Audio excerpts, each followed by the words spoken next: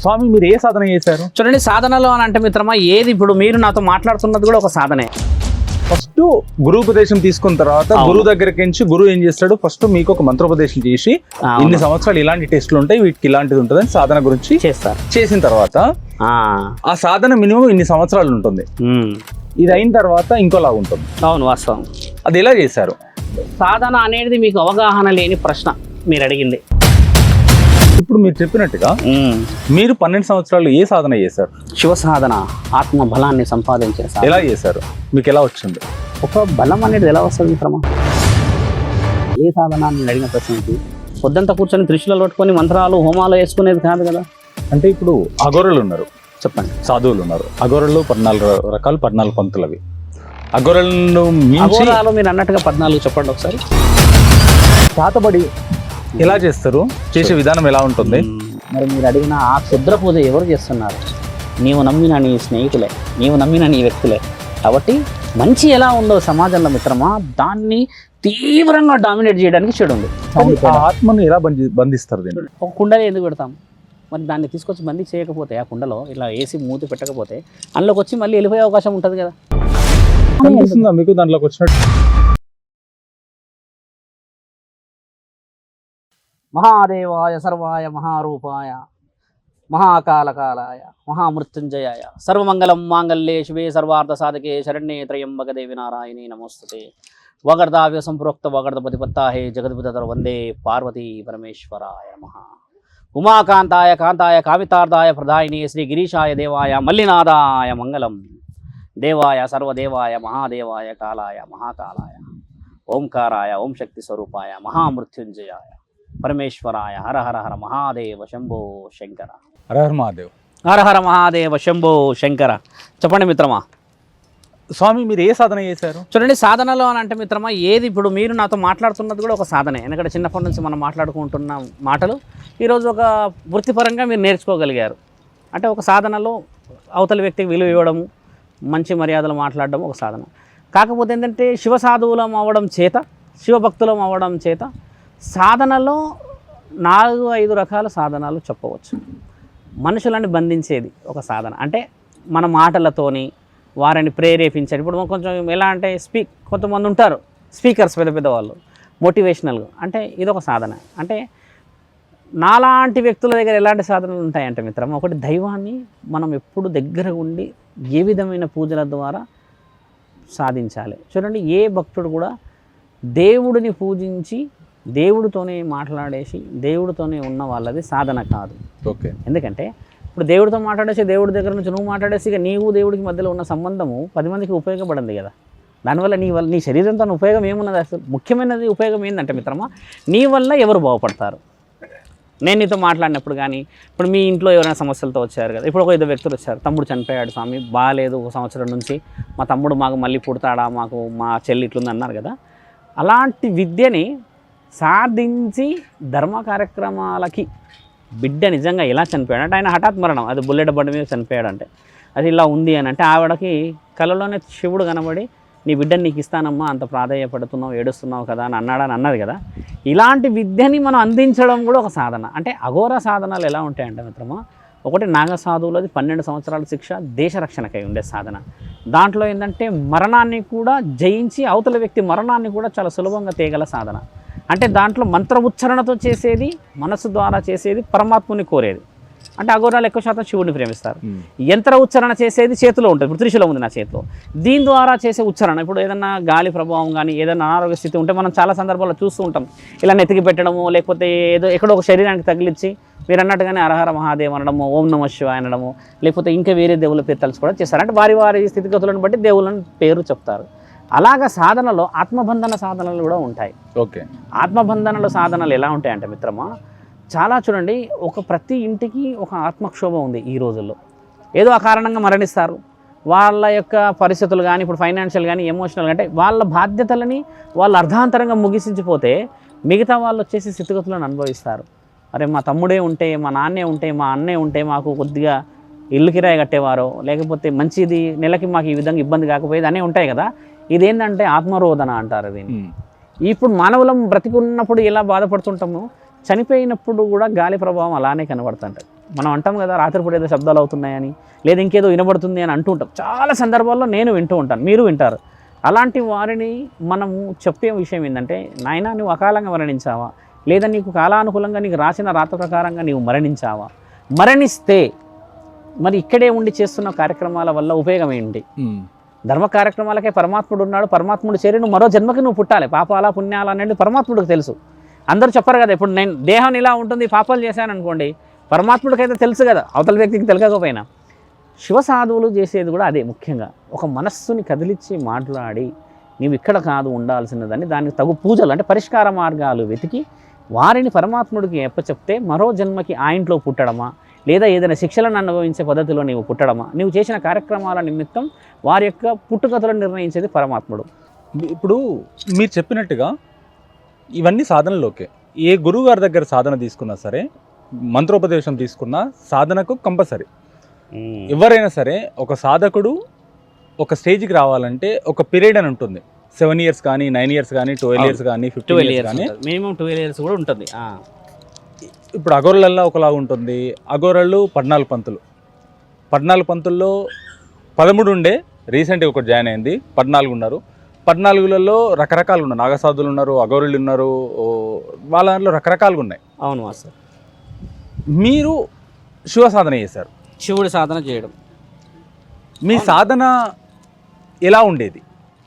ఇప్పుడు సాధన అని అంటే మొదట మీరు చెప్పింది ఎలా, ఒక గురువు దగ్గర కూర్చొని నేర్చుకోవడం సాధన మీరు అనే ఉద్దేశం. ఫస్ట్ గురువుపదేశం తీసుకున్న తర్వాత గురువు దగ్గరికి నుంచి గురువు ఏం చేస్తాడు, ఫస్ట్ మీకు ఒక మంత్రోపదేశం చేసి ఇన్ని సంవత్సరాలు ఇలాంటి టెస్టులు ఉంటాయి, వీటికి ఇలాంటిది ఉంటుంది అని సాధన గురించి చేస్తారు. చేసిన తర్వాత ఆ సాధన మినిమం ఇన్ని సంవత్సరాలు ఉంటుంది, ఇన్ని లక్షల్లో సాధన చేయాలి.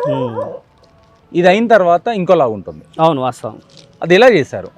సాధన అనేది మీకు అవగాహన లేని ప్రశ్న మీరు అడిగింది. ఒక గురువు సాధన 12 సంవత్సరాలు ఉంటుంది అని చెప్పారు మీరు. ఇప్పుడు సాధనలో 6 సంవత్సరాలు, 5 సంవత్సరాలు, 7 సంవత్సరాలు, 10 సంవత్సరాలు, 12 సంవత్సరాలు. 12 సంవత్సరాలపై ఉండేది ఏంటంటే సాధనలో విజయం అంటే కంటిన్యూ అయిపోతుంది. మళ్ళీ ఆ సాధన కానీ ఒక మంత్ర ఉచ్చారణ కానీ కూర్చునే స్థితిగతులు ఉండవు. మీరు అడిగిన అదే గురువుకు సంబంధించినది ఒక గురువు కూర్చొని చేయించే సాధన. ఏ సాధన చేయిస్తాడు ఒక విద్యార్హత గలవాడికి అంటే, మొదట నీకు ఇవి చేసుకోవాలి, ఇలా చేసుకోవాలి, స్టెప్ బై స్టెప్ మీరు అన్నట్టుగా గుండు చేయిస్తారు మొదట. అదొక సాధనలో భాగం. నువ్వు ఈ విధంగా ఉండాలి, కేశాలంకరణ నీకు ఈ విధంగా ఉంటుంది అని, మంత్ర ఉచ్చారణ ఈ విధంగా చేస్తాను. చేసే మంత్రం ఏ మంత్రం? మీరు అన్నది అదే. గురు మంత్రం అనేది ఎప్పుడన్నా విన్నారా మీరు? ఎప్పుడన్నా మీరు ఎవడన్నా నాలాంటి వ్యక్తులు మీరు ఇంటర్వ్యూ చాలా చేస్తారు, కానీ ఎక్కడన్నా మీరు వినిండొచ్చా, సందర్భం వచ్చిండొచ్చా? గురు మంత్రాన్ని విన్న సందర్భం వచ్చిందా? ఒక గురువు మంత్రాన్ని చెప్పిన సందర్భం ఉన్న ఏదన్నా రికార్డు ఉంటే ఉండదు.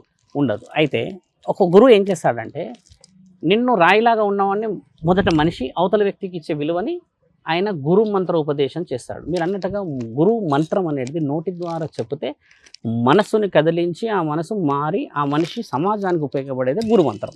ఇదే కదా మీరు అడుగుతున్న ప్రశ్నకు జవాబు. మీరు అడిగిన అదే గురు మంత్రము మా గురువు గారు మాకు ఇచ్చింది అని అంటే, కుటుంబాలని సంసారాలని చిన్నాభిన్నం చేస్తున్న తరుణాలు ఏవి? క్షణికావేశాలు ఒకటి, మద్యం తర్వాత మీరు అన్న ఈ ఏదైతే స్వీకరణ చేసేది 2, మూడోది అక్రమంగా పెట్టుకుంటున్న కొన్ని సిచ్యువేషన్స్ అంటే ఆడవాళ్ళు మగవాళ్ళు ఇలా కొన్ని ఉన్నాయి. అంటే డామినేటివ్గా పోయే పరిస్థితులను బట్టి పోతుంటాయి. ఇలాంటి విద్యా అర్హతని మాకే ఎందుకు ఇచ్చారు? అందరికీ ఇవ్వచ్చు కదా. ఇప్పుడు 40 మంది స్టూడెంట్స్లో మిత్రమా ఒక్కొక్కరికి ఒక్కో టాలెంట్ ఉంటుంది కదా, 6 సబ్జెక్టులలో అయినా సరే. అలా ఒక గురువు నీ దగ్గర ఉన్న స్థితిగతులని మంత్ర ఉచ్చారణ చేస్తే ఈయన దేన్ని బందీ చేయగలడో చూడడమే గురు లక్షణం. అవును. ఆ గురు లక్షణం అయిపోయిన తర్వాత ఎవరు కూడా గురుపదేశం మీరు అన్న గురు మంత్రాన్ని వచ్చి చెప్పరు. ఎక్కడ గురువు ఇంతవరకు చరిత్రలో గురువు వచ్చి మంత్రం చెప్పిన స్థితి లేదు. చెప్పడు కూడా గురువు మంత్రం. మంత్ర శక్తులు నీవేది అడిగినారో ప్రశ్నకి పుస్తకాల్లో చదివేది కాదు మంత్ర ఉచ్చారణ. గురువు యొక్క బలం నీ అంతరాత్మని పరమాత్మతో కలిపేదే గురు బలం. బాగా గుర్తుపెట్టుకోండి. పుస్తకాలు చదివేసి మంత్రాలు అయితే ఇప్పుడు నువ్వైనా చదవచ్చు కదా. ఇప్పుడు నీకే ఆ 12 సంవత్సరాల విద్యా బుక్కులు నేను ఇస్తే కూడా నువ్వు కూడా సక్సెస్ కావచ్చు కదా. సక్సెస్ ఎందుకు కాలేకపోతున్నారు? ఒక దేహానికి ఆ విలువ ఎందుకు వస్తుందనంటే, కారణాలై కారణ జన్ములై పరమాత్ముడి అన్వేషణలో పుట్టిన వ్యక్తులని పరమాత్ముడు ఎక్కడికి చేర్చి ఎవరి ద్వారా ఏ పని చేయించాలో వాళ్ళని చేయించగలడు. ఎగ్జాంపుల్స్ కూడా మీ దగ్గర ఉన్నాయి. నేను గతంలో చెప్పా. జగద్గురు ఆదిశంకరాచార్యులు ఆయన 32 సంవత్సరాలకి చనిపోయి 4 సార్లు భూమండలాన్ని మొత్తం తిరిగాడు. ఆయన పుట్టుకకు ముఖ్యమైన కారణం ఏంటంటే హిందూ ధర్మం గురించి ఆయన ఎన్నో చెప్పుకుంటూ వచ్చాడు. ఆయన పుట్టి చేసిపోయిన గొప్ప కార్యక్రమం ఏంది మిత్రమా అంటే అష్టాదశ శక్తిపీఠాలను స్వయంగా కాలినడకన వెళ్ళి శ్రీచక్రాన్ని సిద్ధించి అమ్మ నీకు జరిగిన అన్యాయాన్ని ఏ రోజు కూడా ఆక్రోశంతోని ఆవేదనతోని ఈ యొక్క స్థితిగతులు దాటి బయటికి రాకూడదని ఒక ఉపదేశం ఆయన బందీ చేసి పెట్టిండు. దాన్ని పాటించేటోళ్ళే గురువులు. ఇప్పుడు జగద్గురు ఆదిశంకరాచార్యులు ఏం చేసినట్టు దేవతను ఏం చేశాడంటే నీవు గడప దాటి రాకూడదని ఒక మంత్ర ఉచ్చారణ చేస్తే ఆయన శక్తులన్నీ నిక్షిప్తం చేసిన శ్రీచక్రాన్ని పెట్టిండు. ఇప్పుడు అక్కడ జగద్గురువుకి ఆ దేవత చెప్పిందంటారా మంత్ర ఉచ్చారణ? ఒక మంత్రం చెప్పలేదు కదా. ఈయనకి కారణం చేత పుట్టడం వల్ల ఈయన వల్ల ఆ గొప్ప కార్యక్రమానికి శ్రీకారం చుట్టగలిగిండు. గురు సాధన అనేది 10 మందిలో ఒక వ్యక్తిని సెలెక్ట్ చేసుకోవడమే గురువు లక్షణం. అది 10 మందిలో ఇప్పుడు మీరన్న అదే అఘోరాలలో సమాజంలో చెడు పనులు చేసుకుంటూ తిరిగే వాళ్ళు ఎంతమంది అఘోరాలు ఉన్నారు? నియమాలు పాటించిన అఘోరాలు అయితే తక్కువ కనబడతారు మనకి. కానీ అదే అఘోరాలు అంటూ ఇప్పుడు హైదరాబాద్లో ఒకటేసారి 20-25 మంది తిరిగేటోళ్ళు ఉన్నారు. వాళ్ళ అఘోరాలు నిజంగా కాదు కదా. నిజమైన అఘోర ఏంటంటే ఆయన స్థితిగతులు వేరే ఉంటాయి. నిన్ను చూడగానే నువ్వు మనిషిలాగా చూసి మహాత్ముడిలాగా చూసి పరమాత్ముడిలాగా నిన్ను మాట్లాడే పద్ధతిలో తెలుస్తుంది. ఇప్పుడు బయట తిరుగుతున్న వాళ్ళు కనబడగానే 5,000 ఇవ్వండి 10,000 ఇవ్వండి అని డిమాండ్ చేస్తున్న వాళ్ళు చాలామంది ఉన్నారు కదా. మరి ఆయన ఎలా అఘోర కాగలుగుతాడు? నిజమైన విద్యకి మీరన్నది మంత్రోపదేశంతో పని కాదు.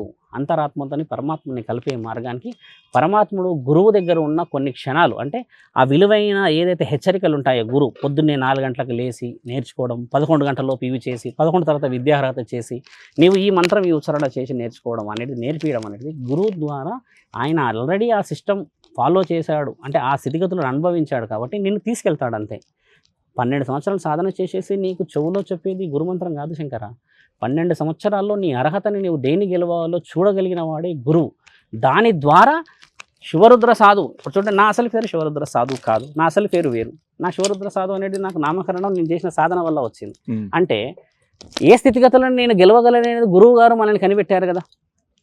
నేను ఇలాగ ఎడ్యుకేషన్ చేశాను, చదువుకున్నాం, డిగ్రీ చేసాం, ఇంటర్ చేసాం, 10th అన్నీ చేసుకొని వచ్చేసి ఒక బలహీనమైన క్షణం పరమాత్ముడి దాకా మనల్ని తీసుకెళ్ళిన తర్వాత దాన్ని పట్టి అంటే మనం పట్టుకున్న ఆ పట్టు అవతల ఇచ్చిన చేతు బలం వచ్చి మనం ముందుకు పోగలిగాం. అంటే ఆయన ఇచ్చిన విద్యని అంతఃకరణ శుద్ధితో నేను గెలవగలిగాను అని. అంటే ఇక్కడ గురువుకి ఏ స్థాయి ఉందో ఆ గురువు దగ్గర ఉన్న శిష్యుడికి అదే స్థాయి. ఇప్పుడు మీరు చెప్పినట్టుగా మీరు 12 సంవత్సరాలు ఏ సాధన చేశారు? శివ సాధన, ఆత్మ బలాన్ని సంపాదించే సాధన. ఎలా చేశారు? మీకు ఎలా వచ్చింది? చూడండి, మీరు అన్నట్టుగానే దాంట్లో కొన్ని స్థితిగతుల మంత్ర ఉచ్చారణలు ఉంటాయి. ఇప్పుడు ఏ మంత్రం అనేది మనం షూట్లో ఉన్నాం కాబట్టి చెప్పకూడదు. ఇప్పుడు ఎలాంటివి ఉంటాయంటే మిత్రమా, 12 సంవత్సరాల వ్యవధిలో ఉదయాన్నే లేచి ధ్యానంలోనే కూర్చుంటాం ప్రశాంతంగా. అంటే మన మనస్సును ఏం చేస్తామంటే ఓం అనే ఒక మంత్రం మీద కానీ, నేను శివుడిని భక్తుడిని కాబట్టి ఓం అని అంటాం. గురుస్థానం ఉన్న వాళ్ళు ఏం చేస్తారంటే అంతరాత్మను ఏం చేస్తారంటే పరమాత్మ దగ్గర పెడతారంటే బ్రహ్మముహూర్తమైన సమయంలో కూర్చొని మంత్ర ఉచ్చారణ చేస్తాం. ఒకటి విద్య. రెండో విద్య ఏం చేస్తారనంటే ఒక పూజ చేశాం. ఒక వ్యక్తి వచ్చింది, చాలా చిన్న వయసులో చనిపోయింది అనుకుందాం. వాళ్ళ ఇంట్లో భర్త ఉంటాడు, ఇప్పుడు భార్య చనిపోయింది.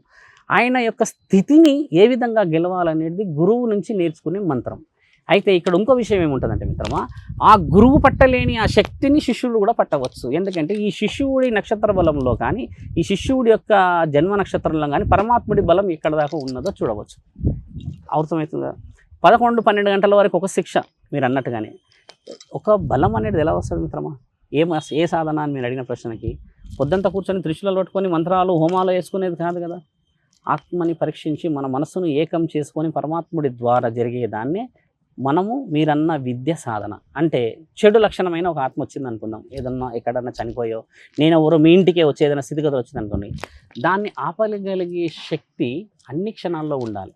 20 సంవత్సరాలు దాటిన దానికి శక్తి వేరే ఉంటుంది ఆత్మలకి. ఇప్పుడు నీకు అనుభవం 13 సంవత్సరాల వయసుకి ఇప్పుడు 23-40 ఏళ్ళకి వచ్చేసరికి ఎంత శక్తి వస్తుందో వాటికి ఆ శక్తి వస్తుంది.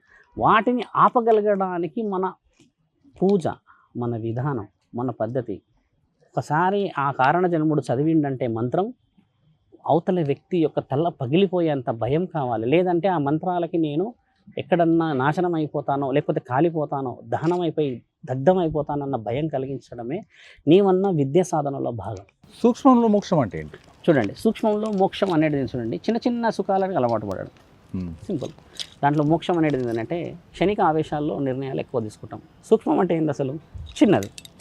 మోక్షం అంటే ఏంది? పెద్దది. అంటే ఆ 10 నిమిషాలు 15 నిమిషాల సుఖానికి అలబడి 10-15 నిమిషాలు ఏదైనా అప్పు తెచ్చామనుకో శంకర, 10,000 తెస్తాము, కానీ దాన్ని కట్టాలంటే ఓ 10 నెలలన్నా పడుతుంది కదా.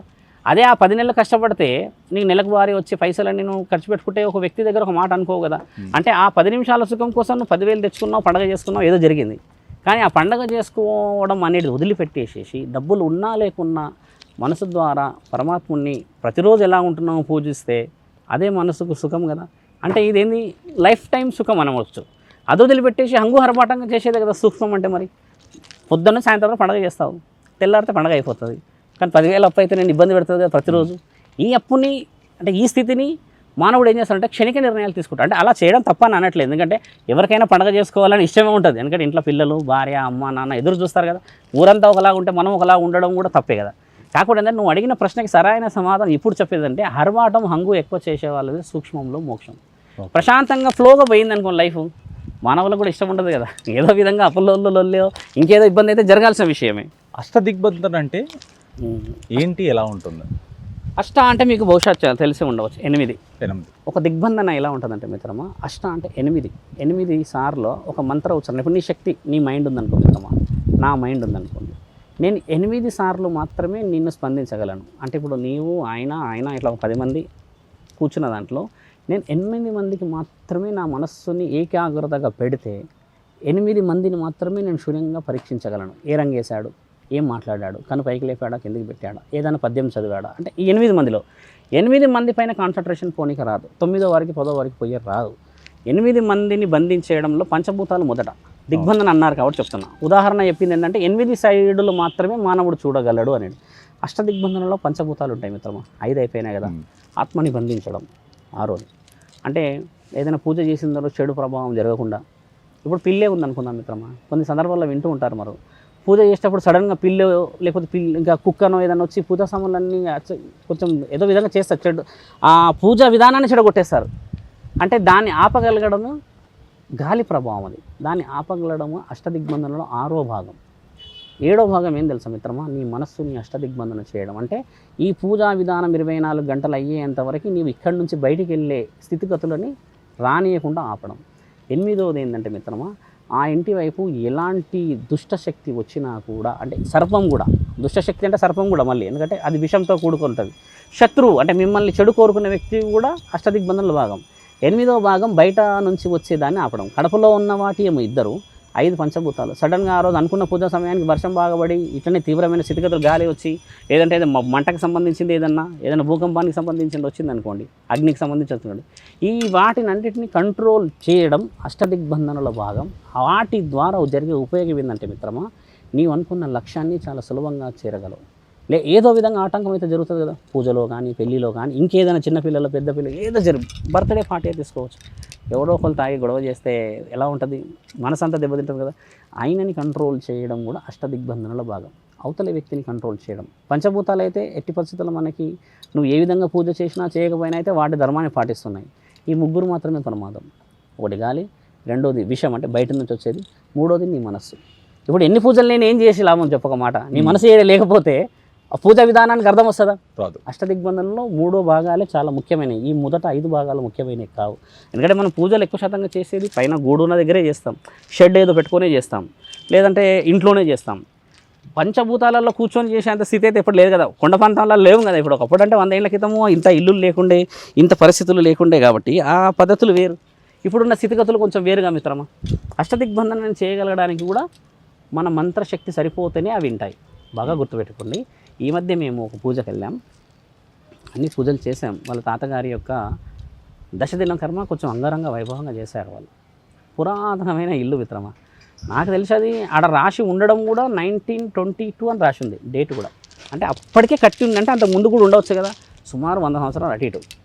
ఆ ఇంట్లో అన్నీ కూర్చున్నారు, పూజలు చేస్తున్నారు. నన్ను ముఖ్య అతిథిగా పిలిచారు. పంతులు వచ్చారు, ఒక 10-12 మంది చేస్తున్నారు. పెద్దవాళ్ళ చనిపోతే కొంతమంది డబ్బులు ఉన్న వాళ్ళు పెద్దగా చేస్తారు. ఇన్ని చేసిన దాంట్లో సర్పం వచ్చింది మిత్రమా. మోరిల నుంచి సర్పం వచ్చింది. ఇంట్లో ఒక పెద్ద పిల్లగాడు చూశాడు, దాన్ని చంపేశాడు. లేకపోతే ఆ సర్పం ఎవరినో ఒకరిని కాటేసేది కదా. అంటే అంత పెద్దగా వాళ్ళు ఆనందంగా చేసుకుంటున్న 200-300 మంది ఎమ్మెల్యే, తర్వాత సర్పంచ్ వీళ్ళందరూ వచ్చిన దాంట్లో విషాదం వచ్చేది కదా. దాన్ని ఆపగలగడానికి పురోహితులు ఏం చేశారంటే కేవలం అక్కడ దశదిన కర్మకు సంబంధించిన పూజ విధానాలు చేశారు కదా. ఒకవేళ ప్రమాదం ఈ విధంగా వస్తుందని చూడగల శక్తి ఉండినుంటే ఇంటికి కూడా దిగ్బంధనం చేసేవాళ్ళం. దశజన్మ కర్మలో అలా జరుగుతున్నదని అనుకోం కదా. కాబట్టి ఏంటంటే దినకర్మలలో కూడా ప్రమాదాలను ఆపగలగడం కూడా అష్టదిగ్బంధనలో బాగా. అంటే ఇప్పుడు అఘోరలు ఉన్నారు, చెప్పండి. సాధువులు ఉన్నారు. అఘోరలు 14 రకాలు, 14 పంతులు. అవి అఘోరలను మించి అఘోరాలు మీరు అన్నట్టుగా 14 చెప్పండి ఒకసారి. 14 అంటున్నారు కదా, 14 అనేది ఏందో నాగ సాధువులు, అట్లా కినారాం బాబా సంతృప్తి చెందిన వాళ్ళు, సాధువులు. సాధువులలో 14 రకాలు, 14 రకాలలో సాధువులు ఉంటారా అన్నారు. ఓకే. అఘోరలలో.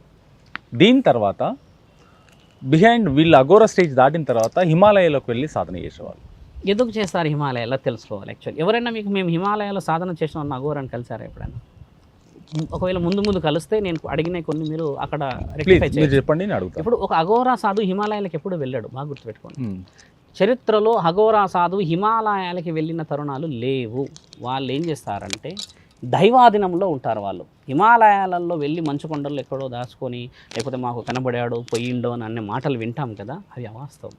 వాస్తవమైన విషయాలు ఏంటంటే మిత్రమా, వాళ్ళు పుట్టిన స్థితిగతులు ఒక కాశీ నివాసం. కాశీ అనేది ఏంటంటే మిత్రమా, భూమండలంలో మొట్టమొదటగా స్థాపించబడిన మహాపుణ్యక్షేత్రం అది. అక్కడ పరమాత్ముడు సాక్షాత్తు ఉండి, మీరు నాగసాధువులు అఘోరాలు అన్నారు కాబట్టి ఈ అఘోరాలకు నాగసాధువులు ఈ అసలు మీరన్న ఈ 14 రకాల ఏదైతే ఉన్నాయో సాధువు లక్షణాలు, అందులో మొట్టమొదటి లక్షణమే నాగసాధువులు. ఆ నాగసాధువులు కూడా దైవాధీనంతో వచ్చారు. గురు దత్తాత్రేయుడు వల్ల వచ్చారు. వాళ్ళు ఏం చేశారంటే విద్యార్హతలు చేసేసిన తర్వాత ఒక నియమాలను పట్టుకున్నారు. ఏమనంటే మహాకుంభమేళకు మాత్రమే మేము భూమండలానికి మళ్ళీ వస్తాము, అప్పటి వరకు మా శ్వాసని మేము వదిలేస్తాము, పరమాత్ముడితో కలుపుకుంటాము అని చెప్పేసి వాళ్ళు శరీరాన్ని ఏం చేస్తారంటే ఒక మంచు కొండలు అంటే ఈ వాతావరణం మొత్తం బయట ఇప్పుడున్న ఈ పొల్యూషన్ కానీ ఈ సొసైటీలో ఉన్న సౌండ్ సొల్యూషన్ ఈ పొల్యూషన్కి మళ్ళీ చర్మ వ్యాధులకు సంబంధించిన ఈ విషయ వివరణలన్నీ ఏం చేస్తారంటే సమాజానికి దూరంగా వెళ్ళిపోయి అక్కడ వాళ్ళు చెట్ల కింద లోపట వెళ్ళి వారు ధ్యానంలో ఉండిపోతారు. హిమాలయాల్లో మీరు అన్నట్టుగానే ఏమి ఉన్నదని హిమాలయాలకు వెళ్తాడు. బాగా గమనించండి ఈ ప్రశ్నని. యోగులకు మరి హిమాలయాలకు ఎందుకు వెళ్తారు, అసలు ఏమున్నదని వెళ్తారు అది కనిపెట్టాలి. హిమాలయ మానస సరోవర్ ఉంది, కైలాసగిరి ఉందని పరమాత్ముడు ఉన్నాడని వెళ్తారు. పరమాత్ముడు చేరి రిటర్న్ వచ్చిన వాళ్ళు ఎంతమంది ఉన్నారు? అది ఎటర్నిటీ. ఒక్కసారి అటు వెళ్ళినాడు అంటే మళ్ళీ తిరిగి రాడిగా. కాబట్టి అఘోరాలు నాగసాధువులు నాలాంటి శివ సాధువులు మీరన్న 14 రకాల ఎవరైతే స్వామి సాధువులు ఉంటారో మిత్రమా, వాళ్ళు మరణగండం వైపు వెళ్ళాలనుకుంటేనే అంతిమ నిర్ణయం. అది పోయి రావడం జరగదు అక్కడ.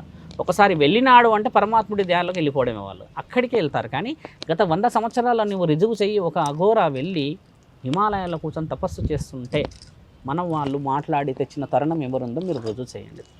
అవంట మనస్సుని గెలిచిన మహానీయులు వాళ్ళు. సమాజానికి మీరు అన్నట్టుగా వాళ్ళు అడ్డం రారు. వాళ్ళు ఏం చేస్తారంటే మీరు ఒక మాట అన్నారు, గురోపదేశం ఎలా ఉంటుంది స్వామి అని అన్నారు కదా. వీళ్ళు ఏందనంటే మహాకుంభమేళ, కుంభమేళ, తర్వాత అర్ధ కుంభమేళ, మగు కుంభమేళ, ఇలా కుంభమేళలు చేస్తాం కదా మనము. కుంభమేళని రాసింది కూడా ఈ నాగసాధువులే. ఈ సంవత్సరానికి ఈ విధంగా, ఇన్ని సంవత్సరాలకి ఈ విధంగా ఒక విధంగా జరగాలి, ఈ విధంగానే కుంభమేళ జరగాలి అని. మహాకుంభమేళ అంటే 146 సంవత్సరాలకు ఒకసారి జరిగేది. ఈ 146 సంవత్సరాలకు తెలిసేది ఇప్పుడున్న పురోహితులు రాయలేరు మిత్రమా. అప్పట్లో ఉన్న గురు విద్యలను అనుభవించి 200, 150 సంవత్సరాలు బ్రతికిన గురువులు ఒక మహాకుంభమేళను చూసి మన భారతదేశ అఖండ ఈ భూమండలం యొక్క శక్తిని చూపించిన మహానీయులు వాళ్ళు. వాళ్ళు ఎందుకు శక్తిని చూపించారు? మా దగ్గర ఇంత శక్తి, మేము ఇంతమంది ఉన్నాం ఎందుకు చూపించారు? మీకు ఆ ప్రశ్న కూడా రావచ్చు కదా, ఎందుకు మహాకుంభమేళలో రావాలి వాళ్ళు? మిగతా సమయంలో వచ్చేసి మేమందరం ఉన్నామని అంతా సొసైటీలో ఉండవచ్చు కదా. వాళ్ళు మన భూమండలానికి ఆస్తిని కాపాడిన మహానీయులు వాళ్ళు. ఆడపిల్లని కాపాడిన వాళ్ళు. భూమండలం మీద జరుగుతున్న అకృత్యాలను కాపాడిన వాళ్ళు.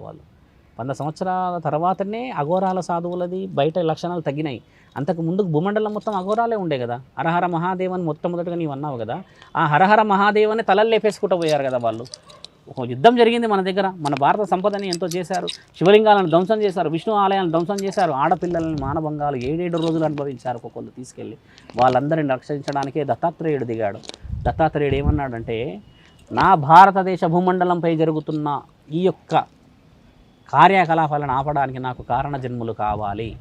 ఆ కారణ జన్ములు మరణం మీద ఆశ ఉండకూడదు, ప్రాణం మీద ఆశ కూడా ఉండకూడదు, స్త్రీ వ్యామోహం ఉండకూడదు అని ప్రకటన చేసి 500 మందిని సిద్ధం చేసిన మహానీయుడు దత్తాత్రేయుడు. పేరు కూడా మీరు చూసి ఎంక్వైరీ చేయొచ్చు. 500 మందిని సిద్ధం చేసి 12 సంవత్సరాల శిక్షలు, కఠోరమైన శిక్షలను ఇచ్చి గెలిచిన తరుణం ఆ దేశం అఫ్ఘాన్. బాగా గుర్తుపెట్టుకోండి, అఫ్ఘాన్ని తరిమికొట్టిన ఏకైక భూమండలం మనది. అప్పటి వరకు మన భూమండలాన్ని ఎన్నో సంవత్సరాలు ధ్వంసం చేసుకెళ్లారు వాళ్ళు. అలాంటి భూమండలాన్ని కాపాడిన ఆ నాగసాధువులు ఎందుకు బయటికి రారంటే మిత్రమా, వారి అవసరం అనేది ఇప్పుడు తగ్గిపోయింది.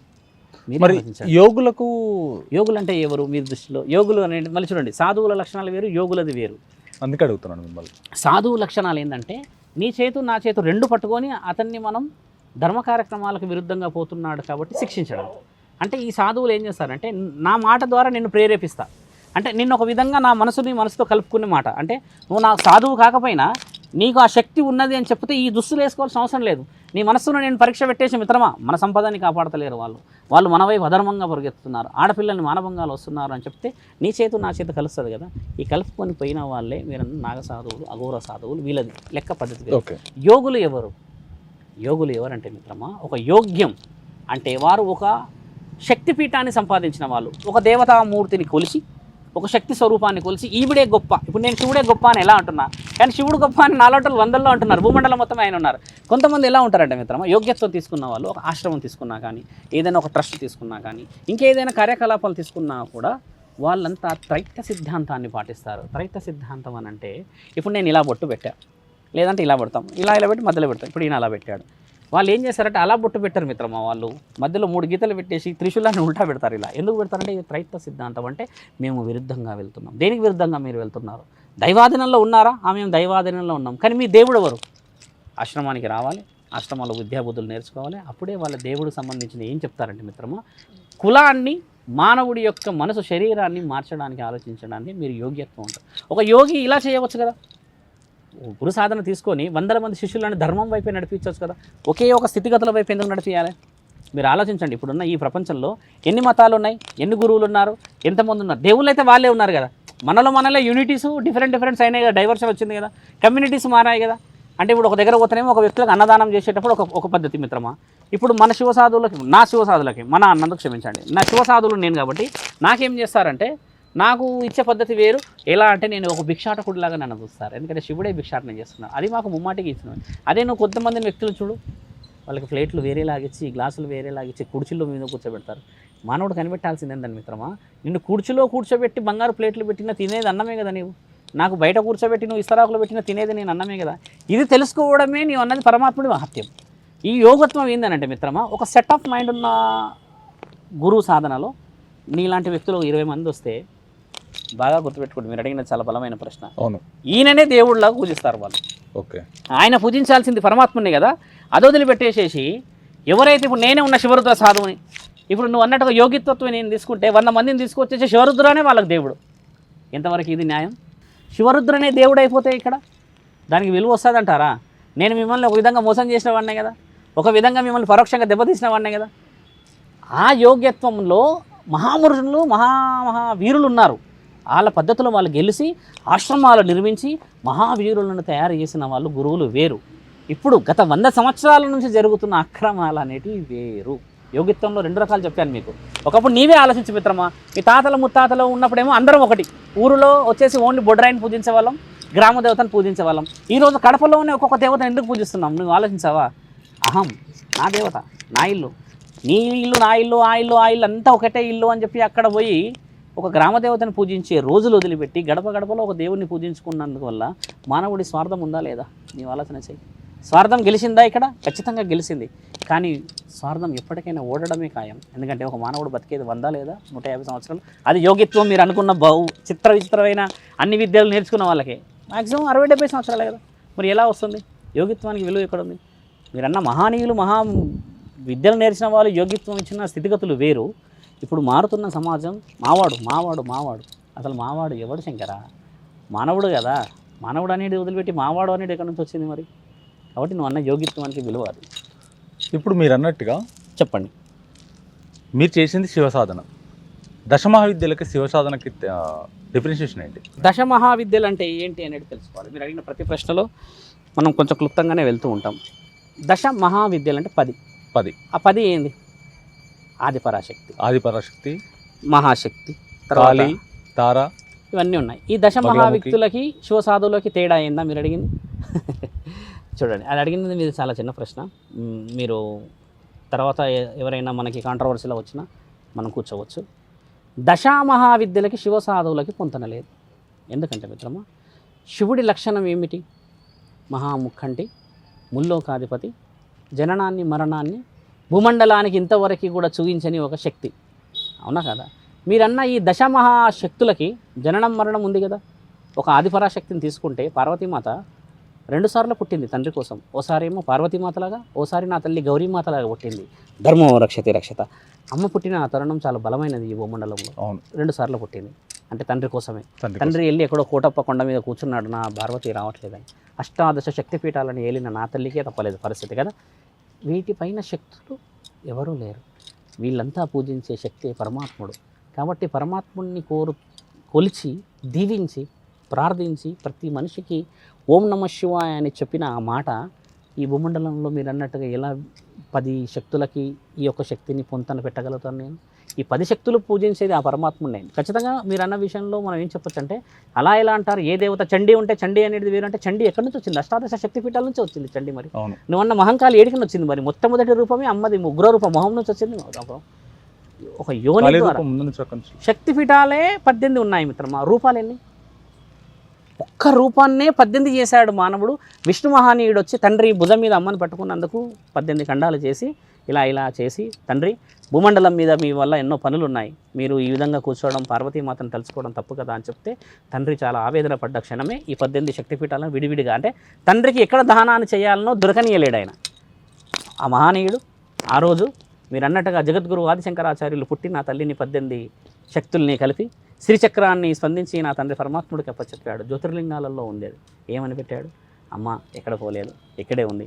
18 శక్తులు ఇక్కడ పెట్టి, అంటే మహానిత్యానికి ఈ 18 శక్తిపీఠాలు విలువిచ్చినట్టుగా పరమాత్ముడికి, పరమాత్ముడి గీతకి మీరు అంటున్న 10 శక్తులకి చాలా ఉన్నతమైన స్థాయి ఉంది శంకర.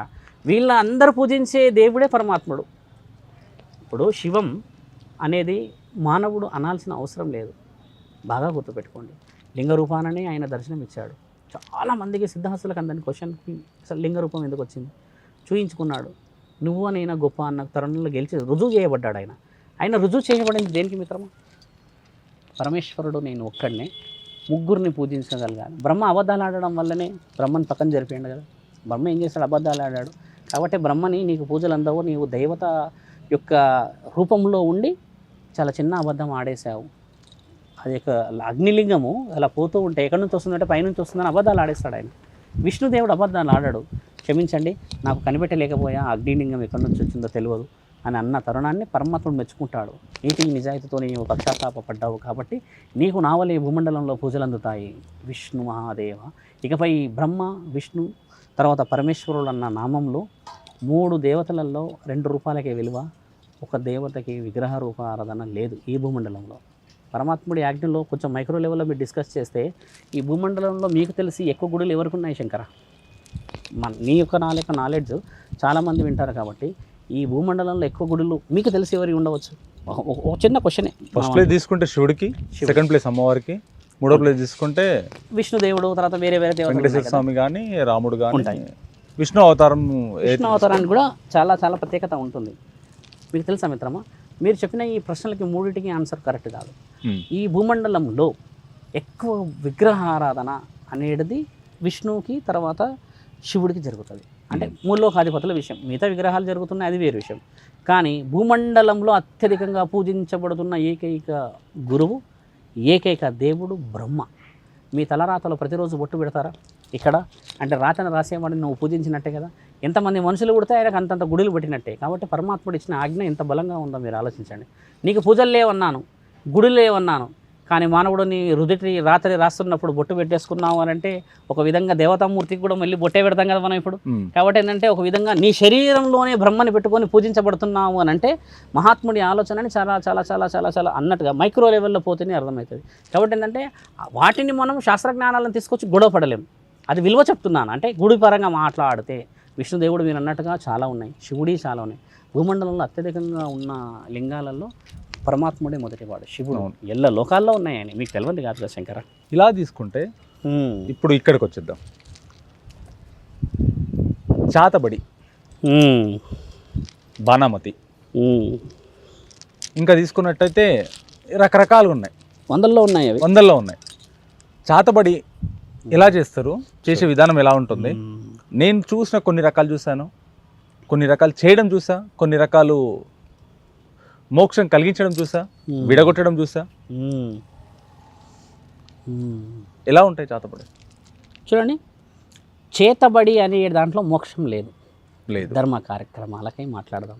వచ్చేం వస్తుంది నీ దగ్గరికి, అది నిన్ను కరిచింది అనుకుందాం. ఒక క్షణం అంటున్నాను, కరవగానే పైకి చూడగానే పైన పాము ఉంది అనుకుందాం. పైన పామును చూసి ఆ ప్రమాదాన్ని రక్షించడానికి పరమాత్ముడు వచ్చిన ఆజ్ఞ ఈ చిన్న చీమే. కానీ ఆ చీమ ఇలా కొడితే చనిపోతుంది. అంటే అది ఒక క్షణమైన జీవితమే, దాన్ని కొట్టగానే చనిపోతుంది. దానికి బతకదు, దానికి కనబడదు. కానీ నువ్వు పెద్ద ప్రమాదం నుంచి బయటపడ్డావు అంటే పరమాత్ముడి ఆజ్ఞ ద్వారా. ఈ చేతబడి ఏంటంటే మిత్రమా, నీ గురించి బాగా మైక్రో లెవెల్లో డిస్కషన్. అంటే ఇప్పుడు నీ పేరు ఉదాహరణకి శివ, నా పేరు శంకర అనుకుందాం. ఈ శంకర్ గురించి బాగా మైక్రో లెవెల్ స్టడీ చేసి నా యొక్క సీక్రెట్లు వేరే వ్యక్తికి చెప్పడమే చేతబడి. ఎలా అవుతుంది అని అంటే మిత్రమా, నీ గురించి చేతబడి చేయాలి అని చెప్పి నేను చెప్తే క్షుద్ర విద్యలు నేర్చుకున్న ఒక గురువు కానీ, ఒక స్థాయిలో ఉన్న ఒక వ్యక్తి కానీ ఎలా సులభంగా నీ వైపు చేస్తాడు పనులు? బాగా ఆలోచించండి. ఒక వ్యక్తి బ్రహ్మ రాసిన రాత, పరమేశ్వరుడు ఇచ్చిన ఈ శరీరం, విష్ణుదేవుడు ఇచ్చిన ఒక మహానిత్యమైన అలంకరణ అనుకుందాం, డబ్బులు, చెట్లు, వీళ్ళన్నీ షూస్, ఇన్ని ఉన్న ఈ శరీరం మీద చేతబడి ఎలా పనిచేస్తుంది? ఒక మైక్రో లెవెల్ నువ్వు క్వశ్చన్ ఆలోచన చేసి చెప్పు, ఎలా పనిచేస్తుంది అంటే మిత్రమా, ఎప్పుడైతే నీ బలహీనతలు నీవు నమ్మిన మిత్రుడికి కానీ, నీవు నమ్మిన భార్యకి కానీ, నీవు నమ్మిన ఇంట్లో వాళ్ళకి తెలుస్తాయో, ఈ విషయాలు వాళ్ళకి చెప్పడం వల్ల ఆయన వేసే ఆ బాణం పనిచేస్తుంది. లేకపోతే నీ శరీరం మీద ఇంత అష్టదిగ్బంధన ఉన్న ఒక శరీరం అయితే అంత సులభంగా పుట్టాడు కదా శంకర. మహానీయులు అవుతారు ఒక్కొక్కళ్ళు, పెద్దోళ్ళు సంపాదించారు. అలాంటి వ్యక్తి మీద ఎలా జరుగుతుంది ప్రయోగం? అంటే నీ బలమైన క్షణాలను నువ్వు ఏ రోజైతే సీక్రెట్లు నీవు నీ శరీరాన్ని వదిలేసి ఇంట్లో డిస్కషన్ చేయకుండా వేరే మూడో వ్యక్తికి చెప్తావో, ఆ మూడో వ్యక్తి తీసుకెళ్ళి అక్కడ ఉన్న వేరే వ్యక్తికి చెప్తే ఆయన డబ్బు రూపాన కూర్చుంటాడు. ఆయనకు అవసరం ఎవరు చిత్రవాదన అయితే ఏంది, ఆయనకు రావాల్సిన డబ్బులు వస్తాయి. కాబట్టి నీకు తెలియకుండానే నీ మనోధైర్యం వేరే వ్యక్తి తీసుకెళ్ళి వేరే వాళ్ళకి చెప్తే జరిగేది చేతులతో చేసిన బడి. అంటే బాగా గుర్తుపెట్టుకోండి, నువ్వు అడిగిన ప్రశ్నలోనే ఆన్సర్ ఉంది. చేతబడి అని అంటే మీ డ్రెస్ తీసుకొని చేస్తారు ఒకళ్ళు, హెయిర్ తీసుకొని చేస్తారు ఒకళ్ళు, మీరు నడుస్తున్న ఆ మట్టి తీసుకొని చేస్తారు. ఇలా కొన్ని పలు రకాలు ఉంటాయి. అంటే నీ యొక్క స్థితిగతులని అనుభవించడానికి నీ యొక్క గుర్తులు తీసుకెళ్ళి చేయడమే చేతబడి. మీరు అన్న విషయం, దానివల్ల మోక్షం ఎలా వస్తుంది? నిన్ను మోక్షం రావాలి అంటే పరమాత్ముడి దగ్గరికి వెళ్ళిన ఆయన, గుడి దగ్గరికి వెళ్ళిన ఆయన అని చెప్పి చెప్పాల్సిన వదిలిపెట్టి నీ అనుమతి లేకుండా చేసేదే చేతబడి కదా. నీ అనుమతితో చేసేది ఏంది మిత్రమా? పూజ, అభిషేకం, ఏదైనా అన్నదాన కార్యక్రమాలు, లేదా ఏదైనా సేవా కార్యక్రమాలు, ఇవే కదా ధర్మంగా చేయాల్సినవి. అంటే నీకు తెలుస్తుంటాయి. నీకు తెలియకుండా పరోక్షంగా చేసేటి ఎలా మంచిగా నిన్ను మోక్షాన్ని చేరుస్తాయి? మోక్షం అంటే పరమాత్మని చేరడం. అంటే నువ్వు అన్ని విధాలుగా సాటిస్ఫై అయితేనే స్వర్గానికి పోతాం. నువ్వు అన్న ప్రశ్న మోక్షం అంటే అదే కదా. అలా లేకుండా నువ్వు అష్టనిష్టంగా కష్టంగా, ఇప్పుడే ఆయన బుల్లెట్ బండి మీద చనిపోయాడు, మా తమ్ముడి మైండ్ బయటపడిపోయింది స్వామి, అసలు మా పరిస్థితులు, భోగి పండుగ రోజు నరకం చూసాను, అక్క చెల్లెలు ఏడుసారు, మీరు చూసారు, ఆ తల్లి ఎంత కాలం మీద పడి బాధవుతుంది. ఇది ఒక వ్యక్తికి తెలియకుండా జరిగే ప్రపంచం.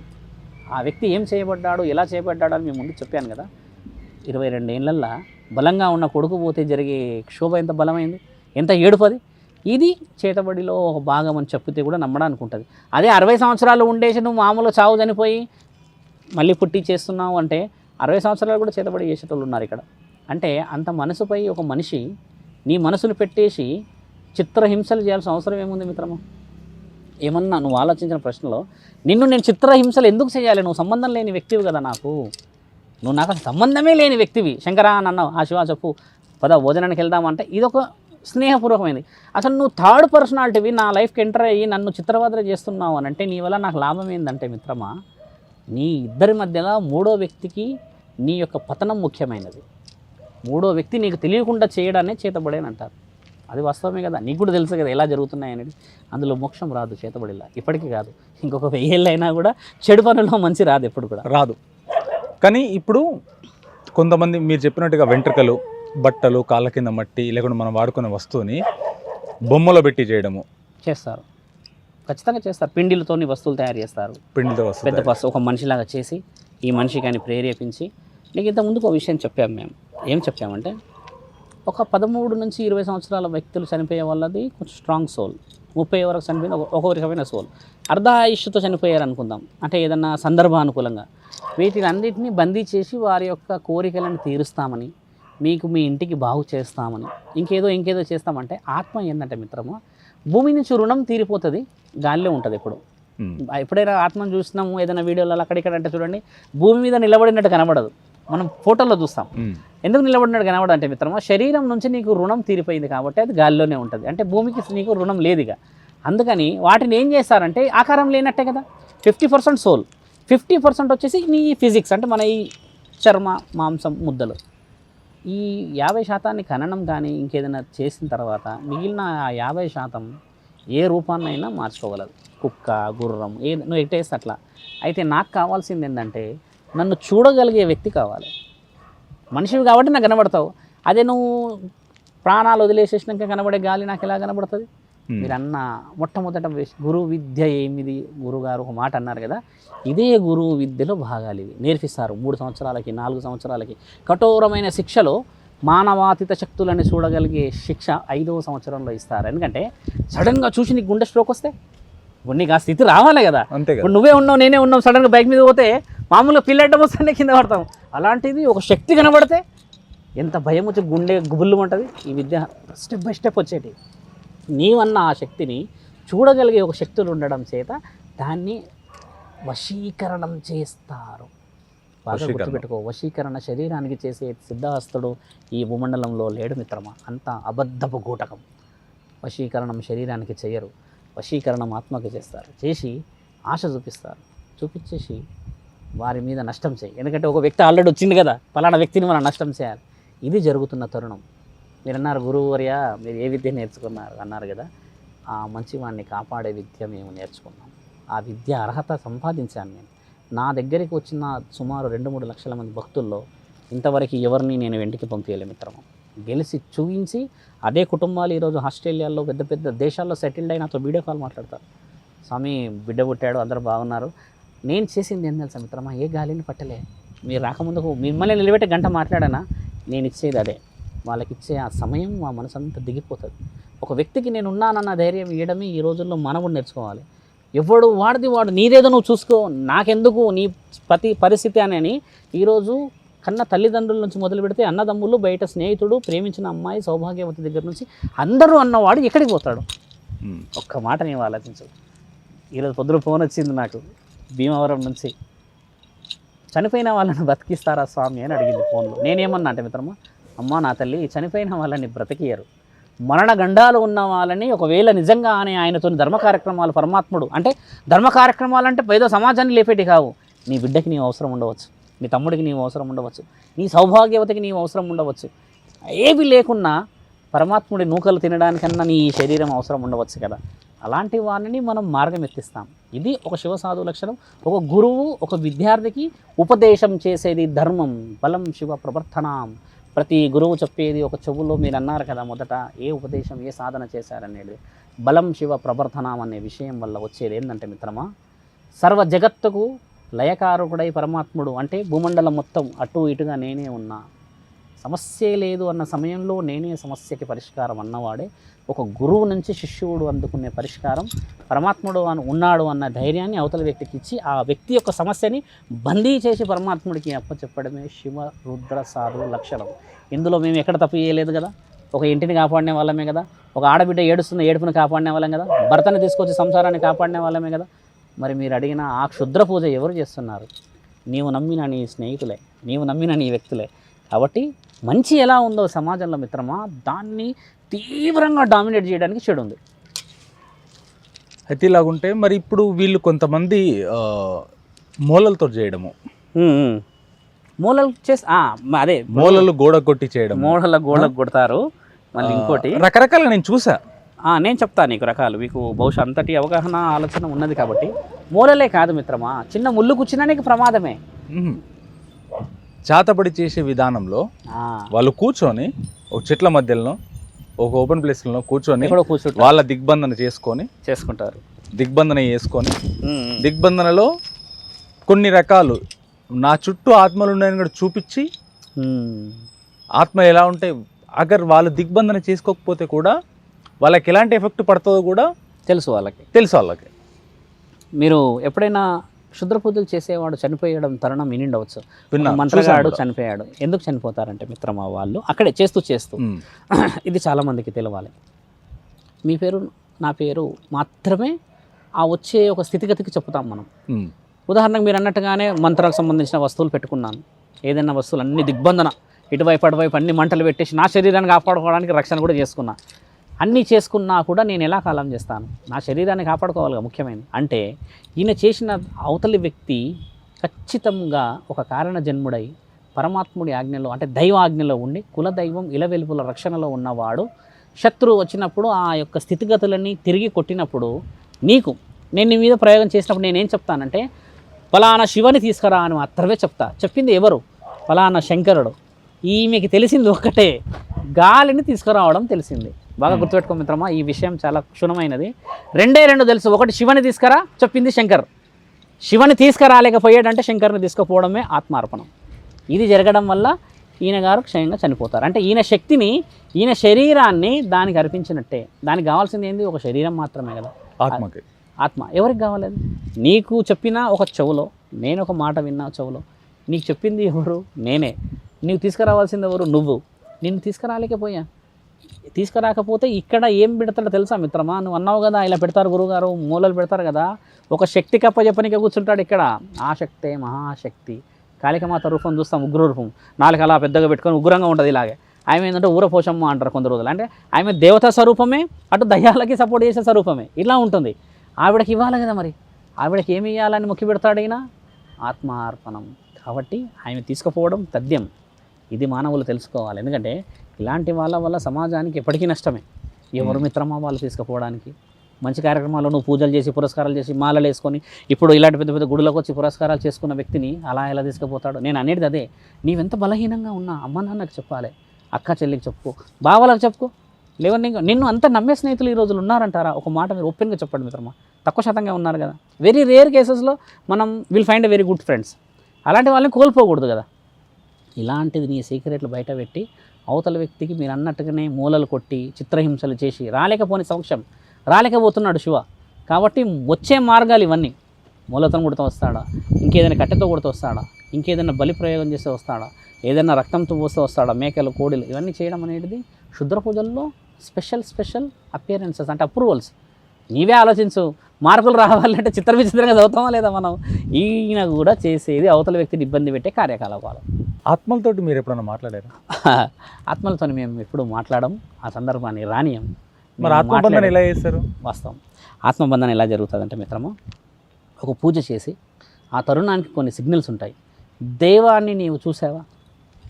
నువ్వు అన్నట్టుగా ఒక మాట, నువ్వు అడిగిన క్వశ్చన్ నీకు ఆన్సర్ ఇస్తున్నాను. చెప్పండి. దేవుడిని నువ్వు చూడలేదు కానీ ప్రతిరోజు దేవుడు ఉన్నాడని నమ్మకంతో పూజ చేస్తావు. అంటే పువ్వు ఏదైనా అనుభవిస్తావు, ఆయన గారికి అర్పిస్తాం. ఆత్మబంధన అనేది ఎలా ఉంటుంది మిత్రమా? దానికి కొన్ని సిగ్నల్స్ ఉంటాయి. సౌండ్, గాలి, ఆ చుట్టుపక్కల ఉన్న పంచభూతాలు ఇందాక మనం అనుకున్నట్టుగా వీటిని కుక్కలు ఉంటాయి, ఇవి చూసే స్థితిగతులు టక్మన్ గుర్తుపట్టేస్తాయి. పిల్లులు ఉంటాయి, ఆ అరిచే అరుపులో మార్పులు ఉంటాయి కదా. పూజ చేసినప్పుడు ఆ ప్రాంతం అంతా మనకి అనుకూలంగా మారుతుంది. ఒకవేళ పరిస్థితి మనం దాన్ని బందీ చేయలేని పరిస్థితి వస్తే మిత్రమా, అవతల వ్యక్తి యొక్క అనుకూలంగా ఈ పరిస్థితి ఉంటుంది. అంటే ఈ విద్య తెలిసిన వాళ్ళకి ఏం తెలుస్తుందంటే మిత్రమా, పరిస్థితిని మన చేతిలో నుంచి దాటలేము అని అనుకున్న వ్యక్తులు మరో పూజ చేద్దామమ్మా, ఈ పూజతో అయిపోయింది అని చెప్పేసి మొక్కేసి చాలామంది వెళ్తారు. మీరు గుర్తుపెట్టుకోండి, చాలా దగ్గర సందర్భాల్లో సగం పూజలు వెళ్ళిపోయిన వాళ్ళు వందల్లో ఉన్నారు. చూసాను నేను. అలా మేము వెళ్ళాం. ఎందుకంటే మిత్రమా, మేము వచ్చింది కులదైవాన్ని ధర్మాన్ని రక్షించి పరమాత్ముడికి అప్పచెప్పడానికి. శివసాధువులు వచ్చారు అని అంటే శివుడే ఓడిపోతే లోకంలో ఇంకా ఏది ఓడిపోతుంది మిత్రమా? వచ్చినప్పుడు ఆ బందీ చేస్తున్న ఆ తరుణం పరమాత్ముడి యొక్క ఆజ్ఞ కనబడుతుంది. విజయం మనకి అని. అవి ఎలా కనబడతాయంటే మిత్రమా, అంతరాత్మ విద్యలు ఇవన్నీ. ఇప్పుడు గురువు నాకు ఒక ఉపదేశం చెప్తాడు, బలం ప్రవర్తనం అని అన్నప్పుడు ఆ బలం ప్రవర్తనం అనేది ఎవరిది? ఇంతటి స్థితిగతులు వచ్చినా పరమాత్ముడు ఉన్నాడు అనేది ఒక దీపం వెలగడం, అక్కడ ఉన్న పసుపు కుంకుమకి ఆ ఇంటికి వెలుగు రావడం, అక్కడ ఉన్న పువ్వులు ఇంకేదన్నా అలంకరణ చేసుకున్న సౌభాగ్యవతులు ముఖంలో కల రావడం, లేదంటే భయం అంటే ఈ పంచభూతాల సిగ్నల్స్ కదా మిత్రమా, ఇలా జరుగుతాయి. మీరు అన్నట్టుగా అలాంటి సందర్భం ఎప్పుడు వస్తుందంటే ఆత్మలతో మాట్లాడేది కాశీ నివాసులకి. ఎందుకంటే పరమాత్ముడు కొలువై ఉన్న క్షేత్రంలో మహావిద్యలు నేర్చుకున్న సిద్ధహస్తులు వీళ్ళంతా. ఇలా ఎడమ చేతును పట్టుకొని ఆత్మను చూడగలరు. మమ్మల్ని అడుగుతారు చాలామంది, మా తమ్ముడు ఏమన్నాడో చెప్పండి, మా వాళ్ళు ఏమన్నారో చెప్పండి అని. అంటే ఆ తరుణం వాళ్ళు ఏమంటారంటే నేను చెప్తాను లేమ్మా అని చెప్పేసి మేము నిద్రపోయినప్పుడు పరమాత్ముడి ఆజ్ఞలో పూజలు పురస్కారాలు అనేది ఒక జ్ఞానశక్తి అనేది మనకు ఉంటుంది. కాబట్టి ఆ విషయ వివరణలు వేరు. వీళ్ళు ఏమంటారంటే ఇక్కడ ఓసారికి ఇలా కనబడిపోవాలి మాకు అంటే. వైజాగ్ నుంచి ఒకతను వచ్చాడు, భార్య చనిపోయింది, మా భార్య మాకు కనబడాలి అంటున్నాడు ఆయన. 2 లక్షలు ఇస్తాం 3 లక్షలు ఇస్తాం ఇలా మాట్లాడుతున్నాడు. ఒక వ్యక్తి చనిపోయాడు మిత్రమా, వెళ్ళిపోయింది, ఆమెకి ఇష్టం లేదు, దీనితో ఆత్మహత్య అది అంటే ఊరేసుకొని చనిపోయింది. ఉరేసుకొని చనిపోయిందంటే నువ్వు ఒక భర్తలాగా ఫెయిల్ అయినట్టే కదా, ఇక అయిపోయింది. నీ భర్తకి భార్య భర్తలు ఆ ఉద్దేశంతో ఆయన వెళ్ళిపోయింది. ఈయన అక్రమ సంబంధం అనేది భార్యకు తెలియదు అనుకుంటూ తెలిసినాక చనిపోయింది, చెప్పలేదు ఆ మహనీయురాలు, పాపం ఎక్కడుందో ధర్మాత్మురాలు, వెళ్ళిపోయింది కదా. ఈయన అంటాడు మా భార్యని నా శరీరంలో వేసేసేయండి, నా శరీరాన్ని తీసుకుపోండి అంటాడు తెలివిగా. అంటే తప్పుకి ప్రాయశ్చిత్తం. ఎందుకంటే మిత్రమా, ఈయన నమ్ముకొని 6 సంవత్సరాల బిడ్డ ఉంది. మరి ఈ 6 సంవత్సరాల బిడ్డ నువ్వు అక్రమ సంబంధం పెట్టుకున్నప్పుడు గుర్తుకు రాలేదా? మీరు అన్నారు కదా సూక్ష్మంలో మోక్షం. ఆ 10 నిమిషాల సుఖానికి ఎంత పెద్ద జీవితాన్ని కోల్పోయాడు. 80,000 అంట జీతం మిత్రమా అమ్మాయిది, ఈయనకి ₹1,00,000 అంట. 6 సంవత్సరాల బిడ్డ, ఎంత మంచి భవిష్యత్తు. పరమాత్ముడు ఒక అర్థమే ఇచ్చాడు కదా. క్షణిక నిర్ణయానికి నువ్వు నిర్ణయం తీసుకొని వచ్చి కోల్పోయావు కదా. అలాంటి క్షణమైన నిర్ణయాలే తప్పు అంటున్నాను. మరి మీరు చెప్పండి. కొన్ని సందర్భంలో నాకు ఇంత ముందుకు మనం మాట్లాడుతున్నప్పుడు ఆత్మల్ని ఇన్ని కుండల్లో బంధించాము అంటే కొన్ని సినిమాల్లో కూడా చాలా మంది చూపిస్తారు ఆత్మని వాటిల్లో. కుండలని బంధించగలం, మిగతా శక్తులను. ఎందుకంటే అంటే వాటికి ఇప్పుడు మీరు చెప్పినట్టు చూస్తే ఆత్మ అనేది కొన్ని ప్రకృతిలో జరుగుతున్న కదలికలను ఆత్మ అంటాము అని చెప్పేసి, అదే అవి సిగ్నల్స్ చూపిస్తుంటాయి ఏదైనా కానీ sound ఆ చేయడం. ఆత్మను ఎలా బంధిస్తారు దీన్ని? చూడండి, ఇప్పుడు క్షుద్ర పూజలో ఒక అప్రూవల్ ఎలా చెప్పాలంటే నీకు ఇంత ముందు ఒక విషయం చెప్పాను. చెప్పండి. మిత్రమా, ఒక వ్యక్తిని బలప్రయోగం చేయడానికి కొన్ని వస్తువులు పెట్టి ఇలా లాగుతారు. అయితే ఆ వ్యక్తి ఏమవుతాడు, ఆ ఫలానా ఒక శివ వ్యక్తి ఇక్కడికి రావాలి అని క్షుద్ర పూజలు చేస్తారంటాం కదా. అంటే ఆయనకు సంబంధించిన కొన్ని వస్తువులు ఇక్కడ స్వీకరించి పెడతాం కదా. అంటే క్షుద్ర పూజ విషయం మీరు చెప్పింది, స్వీకరించి పెడతాం ఇక్కడ. ఆ వ్యక్తి ఏం చేస్తాడు, ఈ వ్యక్తి యొక్క వస్తువులు కాబట్టి ఆ వ్యక్తి ఇందులోకి రావడమా లేకపోతే ఇక్కడికి వచ్చి ఏదైనా చేసుకోవడమా అక్కడ కాలం చేయడం జరుగుతుంది క్షుద్ర పూజల్లో విధానం.